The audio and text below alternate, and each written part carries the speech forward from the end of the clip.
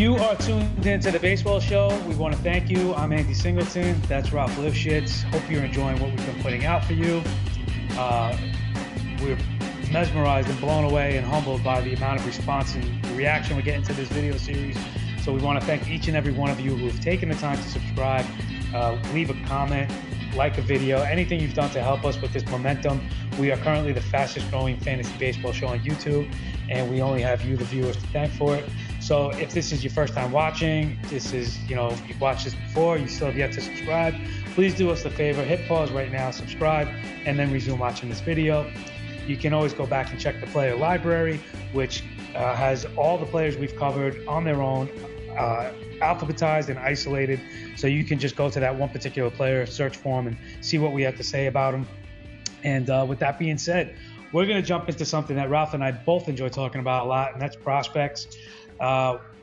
So, the three guys we got today, we're going to go back to the pitchers, and we're looking at Matt Strahm, German Marquez, and Tristan McKenzie.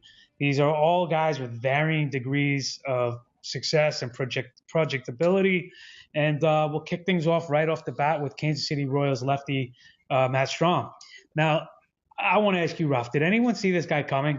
Because he was a less than heralded community college pitcher who was selected in the 21st round of the 2012 draft.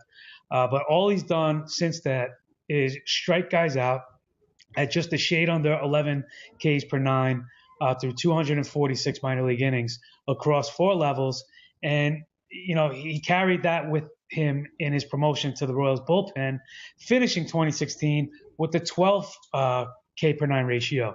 Now, I did mention the Royals bullpen, and that is currently where he is slated to start the season. He is kind of in pseudo competition for a spot in the rotation, but it's not been guaranteed, and it's more likely he will wind up, being a reliever.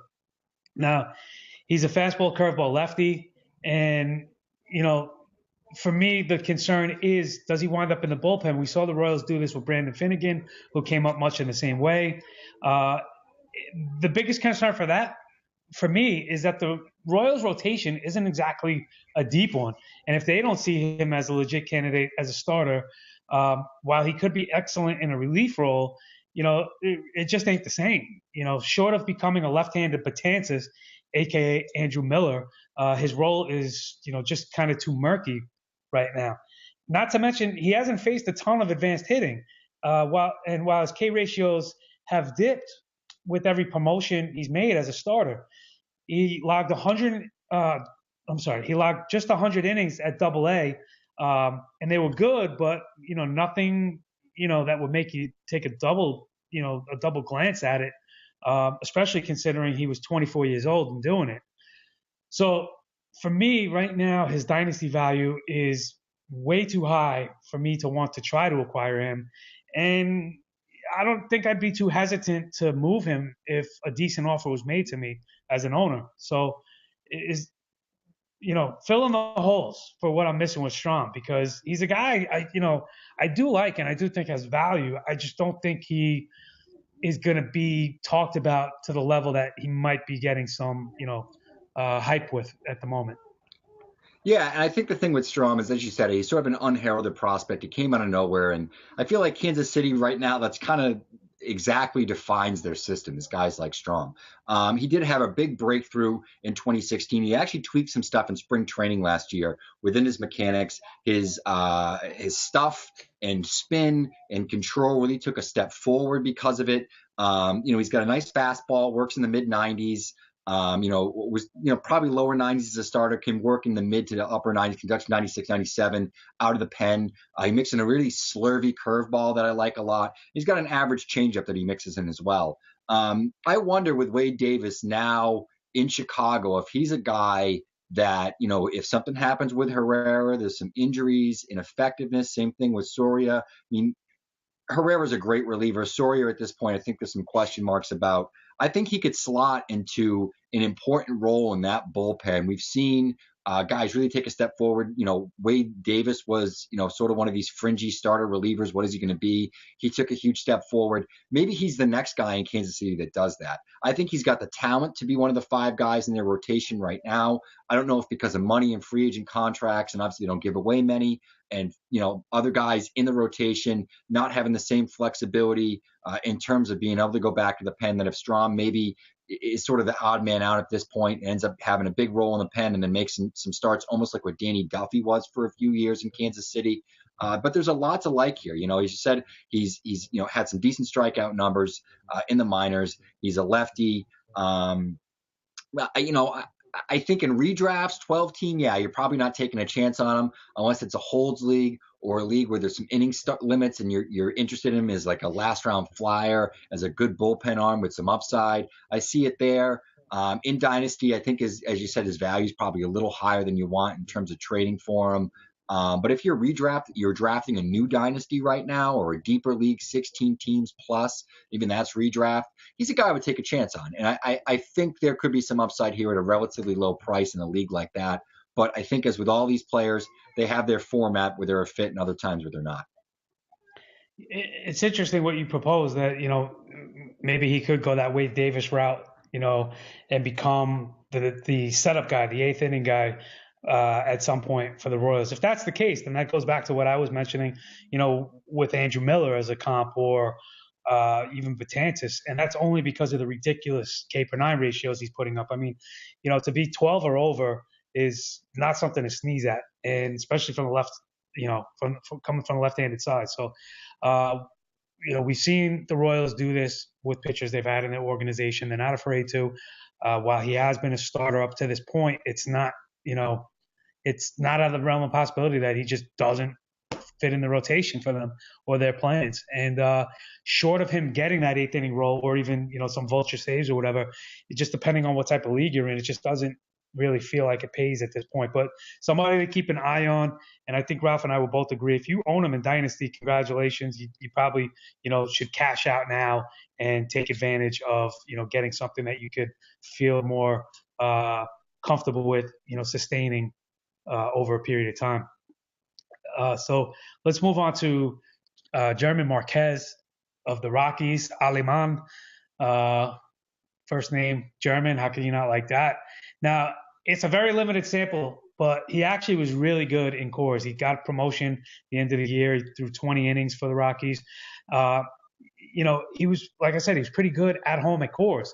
And dreadful on the road. In 12 innings at home, he pitched to a 2.25 ERA without allowing a homer.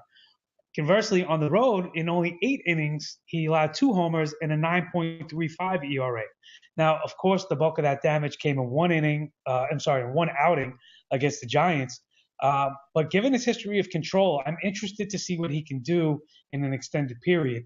Now, I mentioned it was a small sample. We're talking 12 innings. But that's enough to say, okay, he wasn't getting, he wasn't giving up a ton of fly balls. He's not going to be an overwhelmingly high volume strikeout guy. He's always going to have that, Coors backdrop, which also features the Diamondbacks in the same division, another not so friendly, park to pitch in. But German Marquez, if you're looking for a prospect that is going to get promoted this year, pitch in the majors, eat some innings, and possibly have some success, he's a guy that you might be able to, sneak through in a trade and get something for him. I doubt he's on many waiver wires. If he is, I would definitely pick him up just for the upside potential. Again, middle of the rotation kind of guy to me. But do you like Marquez, or are you completely scared off by his pitching profile and just the fact that he's going to be calling Coors home? And by pitching profile, I mean somebody that's not going to really give you, that high K upside like a John Gray or, Riley Pint, who's now in the Rocky system. Yeah, I just think it depends. It depends on the kind of league. And I think that is what it comes down to with a lot of different prospects. If it's a redraft league or something like that, yeah, he's maybe going to be a streamer. But if it's a deeper league, 16 plus, it's a dynasty league, 20 teams, head-to-head points that are a little bit deeper, and you need as many pitchers, and almost all starting pitchers are owned, he's a guy I would definitely target. I think he can take a flyer on and give you some good value. I will say this: do you think the Rays look back and look at what Corey Dickerson has done, and the fact that maybe they shouldn't have given up on Marquez like they did? I don't know. We'll see how that plays out. But he's going to be a nice get for the Rockies. He was very good in Double-A last year. He was one of the better pitchers in the league, despite being one of the youngest starters in all of the Eastern League. He's a 50% ground ball guy. He's got pinpoint control. As you said, he's not the kind of guy that's going to blow you away with his stuff, but he does have a mid-90s fastball. He's got a very good changeup that keeps lefties in particular off balance, which I think is going to help him in Coors and just in general. He's a really nice mid-rotation piece and somebody that you could take a flyer on some of these deeper leagues, or as a guy as, the back end of your rotation, we'll say in like a head-to-head league or something like that.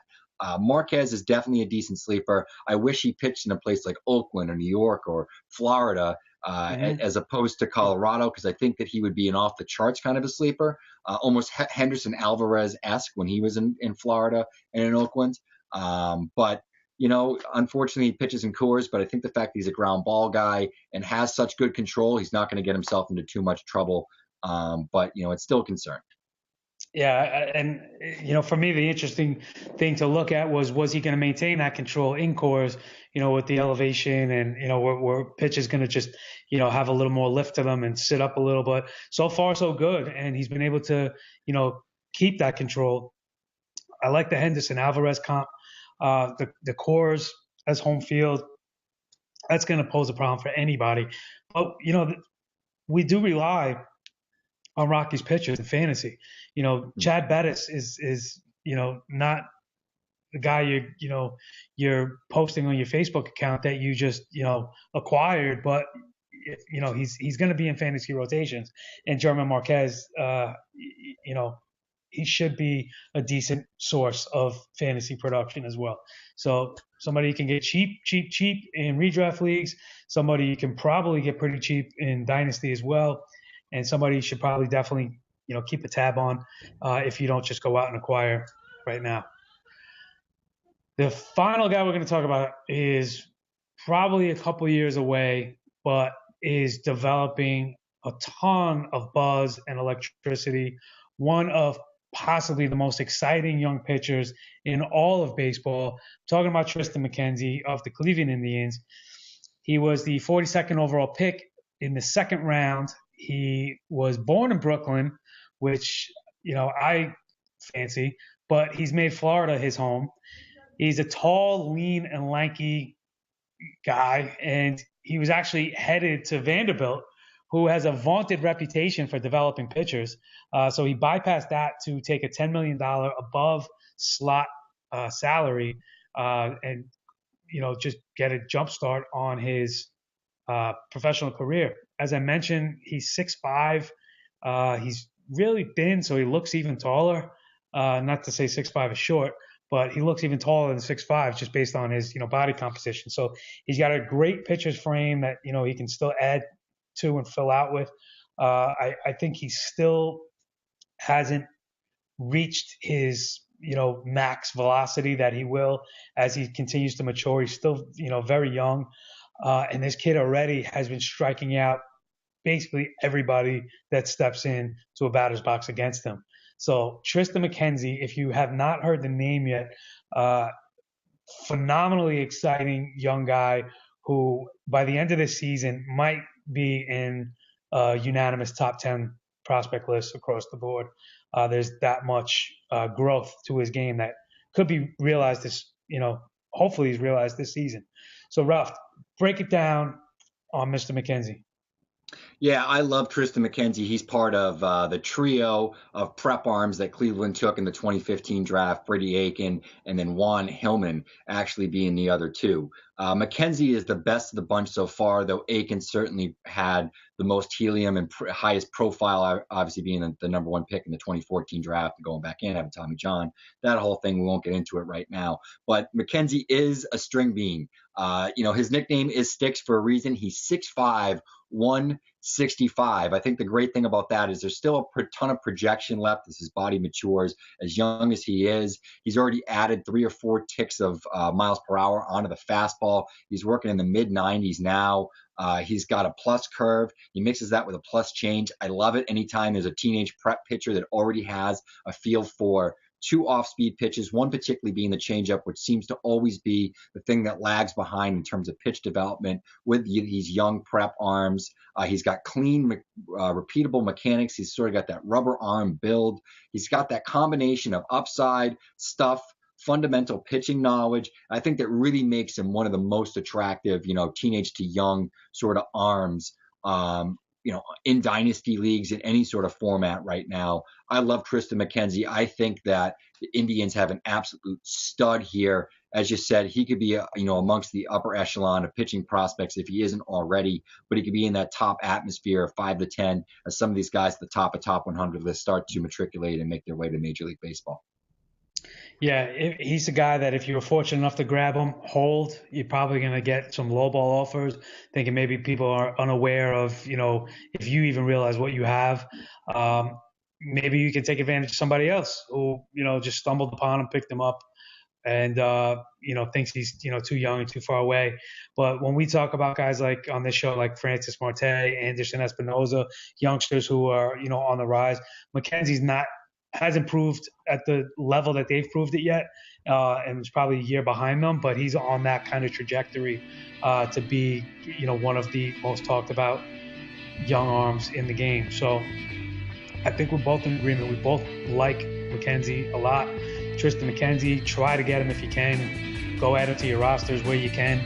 And I think we'll end things on that note, on a high, on a positive, with the Brooklyn by way of Florida product, Tristan McKenzie. This has been the Baseball Show. We want to thank you for tuning in, for checking us out. Don't forget, if you haven't subscribed, please do so now. You can find us on all social media outlets, Facebook, YouTube. This is YouTube, Facebook, Twitter, Tumblr, Instagram. You name it, we're there. Go check out the Player Library playlist. It has all the players we've covered to this point, alphabetized, isolated on their own. You can just go sort through, pick through, find who you want to hear about, and click play. And that's going to do it. We want to thank you for tuning in, and we'll see you next time. Hopefully you'll be back. We'll be here. Hopefully you will be too. Thanks. See you.